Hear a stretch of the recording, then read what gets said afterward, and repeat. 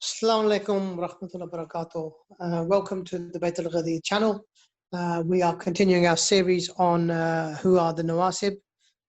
We were hoping to actually deal with the content in terms of Hadith narrations, etc., how they have a nexus with Nawasib. But since a number of objections and defenses by so-called individuals, which you'd think that they wouldn't be defending them, but that they have, we thought it pertinent to address those issues before we go into the actual subject matter.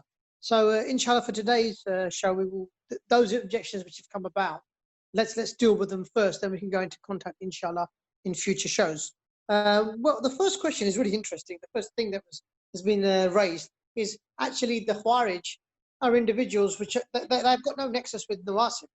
Khawarij were essentially those which were with Amir al-Mu'mineen Ali ibn Abi Talib alayhi salatu wasalam at the Battle of Siffin, and they thereafter split from Amir al-Mu'mineen over the arbitration issue. So he goes, the argument has been that Nawasib and Haji have never been bedfellows. There is no nexus between the two. So anyone who suggests that is actually incorrect. Sayyid Ali, what's your viewpoint on that?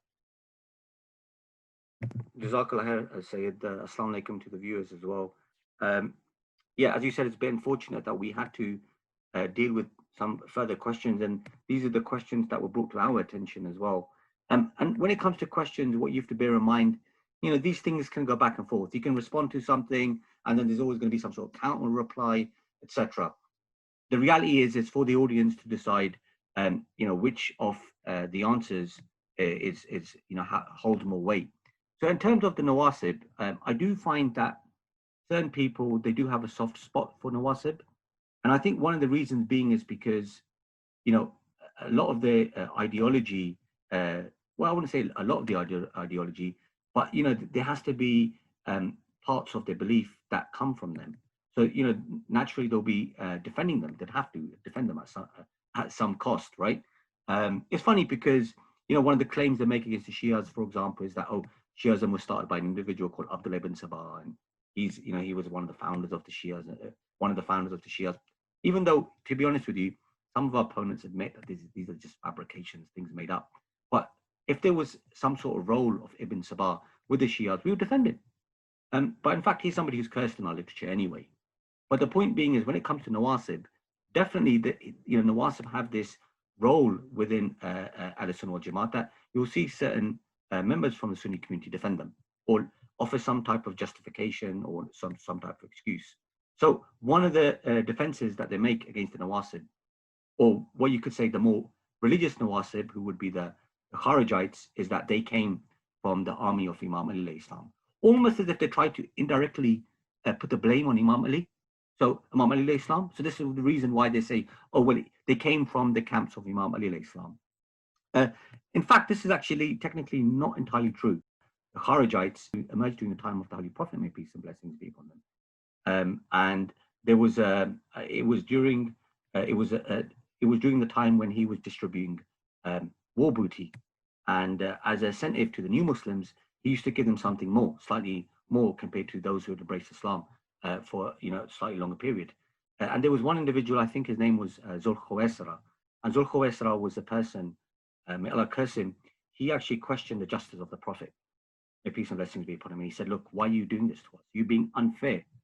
So the emergence of the Kharijites actually came from the Sahaba themselves.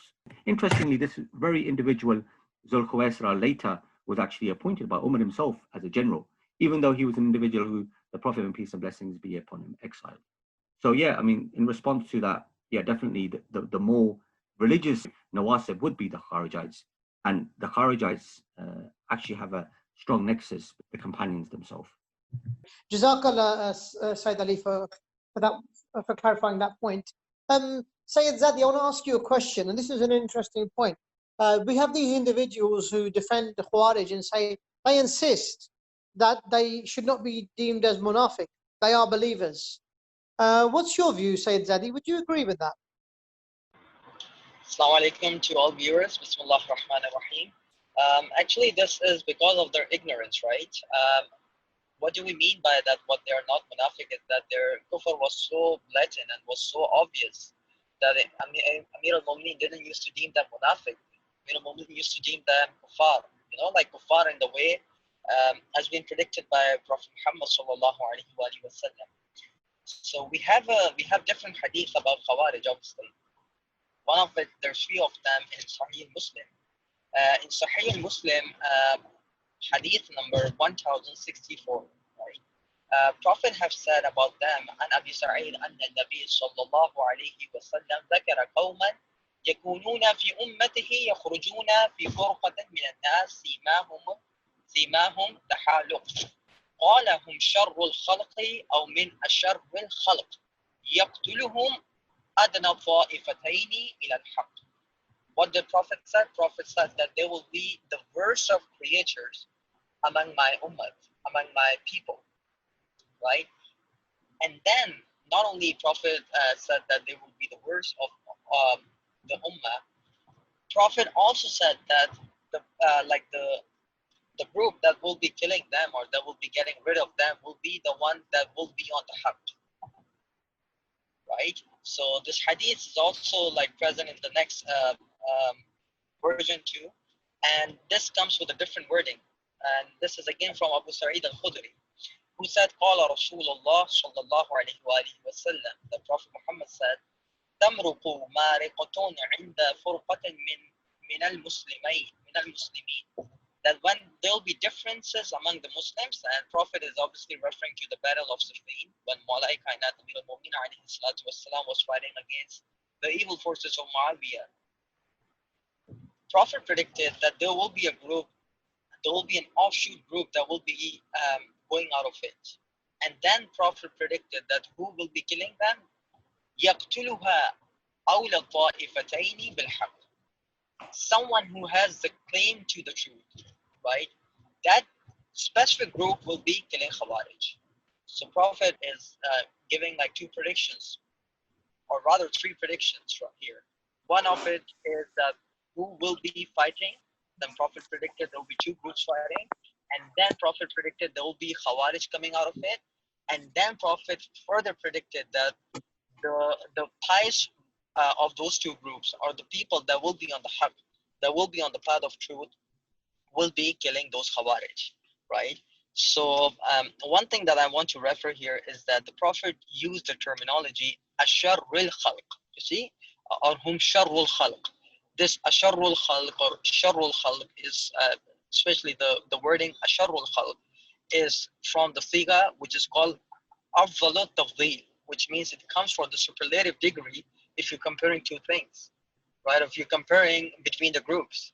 When Prophet has referred them as the worst of creations, right, then there is no room left upon us then to have soft corner for people like them. Thank you. Jazakallah. Yeah, I mean, I was going to ask a question. This is an interesting one. Basically, the accusation is that, she has over-dramatized the tensions between the Umayyads and Rasulullah sallallahu alaihi wasallam. They say, oh yes, we go over the top in the way that we present this, when in reality, Rasulullah sallallahu alaihi wasallam married into this tribe. He gave positions of authority to individuals from this tribe. So to essentially paint all members of the Bani Umayyads as evil incarnate is a nonsense. Brother Daniel, how would you respond to that point? Well, first of all, I think the whole idea of marrying from a certain tribe, like the Prophet ﷺ did with Habiba, or putting certain people into positions of power where they would still be supervised, like they wouldn't have absolute power, shouldn't be confused with seeing huge benefits in that kind of people in that time, especially in the Arab culture. In that time, it was very common to make this an expression of peace treaties that you would have with people. For example, that you would sign a peace treaty like the Prophet did, sallallahu alaihi wasallam, with the Banu Umayyah when he conquered Mecca. Like, these were basically the last people to actually accept Islam, except some exceptions from that tribe who accepted Islam earlier, but generally most of them and most of their leaders accepted it at a very late point. So to further strengthen this peace contract, the Prophet ﷺ decided to put some of their people into positions of limited power, and saw no problem in marrying from their tribe, which does not mean that this would make the evil persons among this tribe less evil. It just means that, of course, we don't even claim that everybody who belonged to that tribe. It was a pretty large tribe, and there were neutral persons on it. There were persons on it who might have been nice and decent people. That's not what we are talking about. Like what we're talking about is that the leading figures of this tribe were very doubtful individuals. But of course, this doesn't mean that we, through some form of tribalism or racism, brand everybody who happened to belong to that tribe as an evil person just because he did belong to it. It just means that most of the leading figures of that tribe were very problematic figures, as research on Islamic history definitely does prove. Jazakallah, Daniel, that's a really good point. And the fact of the matter is, if you look throughout history, often you had tribes which might be at war with each other. They would, as a part of reconciliation, there would be a marriage between, say, two kings from opposing factors to bring a fraternal relationship and trust and things, to a method to go forward. So it's not unusual to have even politically motivated marriages to bring people together for reconciliation purposes. Give me 1 minute, right? I want to speak to you on this point. Okay. One of the examples that we can quote here is the example of Abdullah bin Ja'far bin Abi Talib, right? He was from Banu Hashim, right? But there's a hadith in Musnad Ahmad that says that he married his daughter to whom? To Hajjaj bin Yusuf al-Thaqafi. Who doesn't know about Banu Thaqif, and who doesn't know about Hajjaj bin Yusuf? Like a really lethal Nasibi. I'm not talking like what our Shia history says, obviously. I'm just quoting what Sunnis have quoted. What would they say about Abdullah bin Umar marrying his daughter to Mukhtar bin Abi Ubaidah al-Thaqafi? You know, again, a person from Banu Thaqif, Mukhtar bin Abi Ubaidah, who is highly, he was a really controversial figure for Ahl Sunnah, right? And they even say that he was the one that claimed prophethood, right? But even then, Abdullah bin Umar, he married his sister to whom? To Mukhtar bin Abi Ubaidah al-Thaqafi. So I mean, those kind of dalil, or those kind of like proofs that they have, like about the marriage and stuff, honestly, it's one of the most hilarious things that you have. What about the example of Uthman marrying his daughter to Marwan? Marwan is, as per the hadith of Rasulullah, is mal'oon, right? So we have so many examples like this, so many examples. If we start quoting them, then obviously it's a huge show that we can do on that. But that was just like a side point. I thought it's important for me to add here. Jazakallah. Jazakallah, say that's a very, very good response. The next one is a very risible point, but it really amuses me, and it sums up the sort of individuals they are. I mean, one thing I was going to ask you, a point that has been raised is it not true that Abu Sufyan offered to assist Amir al-Mu'mineen alayhi salatu wasalam when caliphate was taken from him? He said that I will flood Medina with horses, as I recall. So what's your view on that? Does that suggest he was very chummy with Imam Ali? Right, he was actually trying to motivate Imam Ali alayhi salam to take power. And I think what happened was when Imam Ali alayhi salam discovered his motive, that his motive was something else, and he had obviously had hidden intentions, he rejected that proposal. What was the second question, Said? It was something about... Yeah, the second question is the more risible one. It amuses me when they try to play down the merits of Amir al-Mu'mineen, or when we highlight the fact that Rasulullah sallallahu alayhi wa sallam said, whoever curses Ali curses me, and whoever curses me curses Allah. So for us, that's evidence that people who do curse Amir al-Mu'mineen, they are out of the fold of Islam. But we notice that how our opponents now, try to weaken that narration, and we say, oh, it's not a big thing. If you hate him for political reasons, that's fine anyway. It's nothing to worry about. It doesn't make you a munafiq or a kafir. It's all good. I was going to ask you, Sayyid Ali, any views on that? Well, to be honest with you, it's quite disturbing, right? I mean, to think that Sahaba didn't even have this belief themselves, that cursing or slandering a Sahaba is a form of disbelief, because this particular incident of Buraida, if I recall, it was towards the last maybe 6 months of the Prophet, may peace and blessings be upon him, and his family passing away. So if Buraida had this belief or view or this negative opinion about Sorry, brother, you say that you didn't. Let me explain the Buraida point. Basically, Buraida was an individual that bore a hatred of Imam Ali. Yeah, say it, of course, no doubt. And this is the point. So Rasulullah sallallahu alaihi wasallam basically admonished him for that position. Yeah, exactly. Now, what our opponents are arguing is, oh well, he didn't then issue takfir on him. He just said love Ali. Yeah, I was going to get to that point. So sorry, that's the objection. No, that's fine. So what they're trying to do, because this incident of Buraida, it happened towards the last few months of the Prophet, may peace and blessings, correct, and passing away. So ultimately, what I'm trying to say is that the Sahaba had these type of views and thoughts and perceptions about each other, right? Even till the last few months of the Prophet passing away. That's concerning. Yeah. So like some of these people that have these opinions today, they don't even share the same worldview as the Sahaba themselves. But more importantly, coming back to the issue itself, it could well be that Buraida didn't know until obviously the Prophet, may peace and blessings be upon him, told him. And obviously those who don't know are excused, and this is a general rule in Islam. But according to the Sunni principles, cursing and slandering a Sahaba is definitely a grave sin and even punishable to death.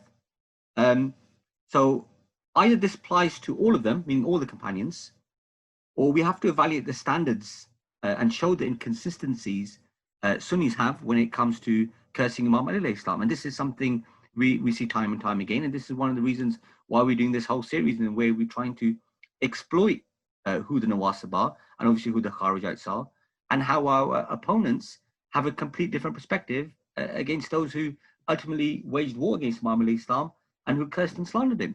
So yeah, you can yeah, that's a very good point. Yeah. Excellent. I was going to make another point on this very fact. Is on that, it's telling, isn't it? Even you're right. This is after we're coming close to the last Hajj of Rasulullah, and this is when there was this hatred in people's hearts even then. And it's interesting when Buraida then advances a criticism of Imam Ali about this campaign and his conduct therein. Rasulullah sallallahu alaihi wasallam turns his face away. Says, "What do you want regarding Ali?" So he wasn't even prepared to tolerate any form of criticism about Amir al-Mu'mineen. And if you look at today's so-called defenders of Haqq, they love trying to find faults in Imam Ali, contrary to what the Hadith is. Rasulullah couldn't tolerate it. They actually try to dig up faults in him. What can you say about those individuals? Point number one. Point number two, you're absolutely right. It's all to do, the Sahaba understanding of this Hadith didn't seem to concur with what these defenders are saying. Salma alayhi salam herself admonished the cursing of Imam Ali alayhi salatu wasalam. There's narrations which she said, "Why are you cursing the Prophet?" And when people asked her, and she was obviously referring to the Hadith, "Whoever curses Ali curses me." I'm sure brother Zadi can elaborate on that. It is in the books of Al-Sunnah wal Jama'ah. So her understanding seems to be much more clearer than the understanding that that today's so-called defenders of Haqq say. That's right, Sayyid Hassan. The thing is that the hadith that says "Man sabba aliyan faqad sabbani," the general rule is that if something is used in a general way, and if there is no takhsis in it, takhsis means if there's no exception within it, that thing would be applied generally. That's the rule of ilm usul, right? Ilm usul, what does it say? That any am, unless or until it doesn't have a takhsis, would be implied in an am way or in a general way, right? So let's suppose if I say the cursing Prophet Muhammad sallallahu alaihi wasallam is haram, and this is a general rule.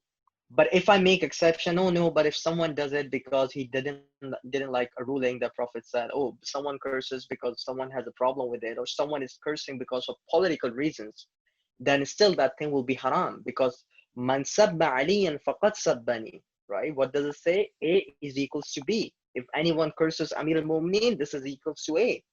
It's the same thing as someone is cursing who? Prophet Muhammad sallallahu alaihi wasallam. There is no exception that people that they are coming up that is mentioned in the hadith. The hadith should be taken mutlaqan. The hadith should be taken in the general meaning. unless or until we have an exception that they can show us from the hadith. Right? This is the same thing that they have applied when the hadith came in. فَاطِمَةُ بَضْعَةُ مِنِّي. That Fatima, salamullah alayha, is part of me. فَمَنْ أَغْضَبَهَا فَقَدْ أَغْضَبَنِي. Anyone that makes her unhappy is same that is making me unhappy, right? So anyone that makes Sayyidah Zahra salamullah alayha unhappy is the same thing if someone makes Prophet Muhammad sallallahu alaihi wasallam unhappy, right? When this hadith came in, and when people were talking about the hadith, you can go to Fath al-Bari for Ibn Hajar and different other books, they say, oh no, there's an exception. If she gets angry because of her humanly nature, then that shouldn't be taken as something serious. But if she gets unhappy because of something for the religious purpose, then it should be taken with, that's a grave thing that people need to be concerned. But if she's getting unhappy because of her humanly nature, that should be completely fine. So see, again, they have an exception here. What is that exception? If she is getting unhappy because of her humanly nature. Man sabba aliyan faqad sabbani. Anyone that curses Amir al-Mu'mineen, that says anything bad about Amir al-Mu'mineen is equal to someone saying bad to Prophet Muhammad. Oh no, if someone is saying for the political reason, that should be fine. Absolutely. Where's the exception here? Where is the exception here? Show me the exception. You call yourself Ahlul Hadith, people of Hadith. You call yourself Salafi, right? You call yourself with big names, right?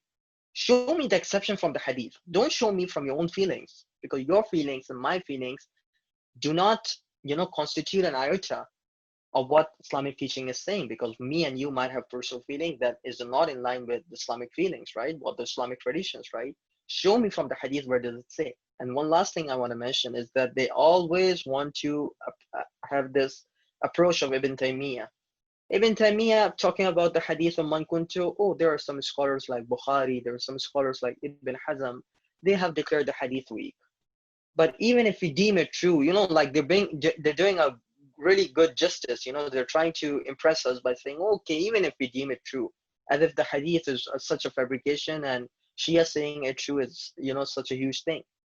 The same thing they're using here. Oh, man sabba aliyan faqad sabbani. By the way, this hadith is weak, and even if we deem it right, then it means this way, right? There are like more than 10 scholars I know. I mean, like I was just researching on this topic that have declared this hadith as authentic.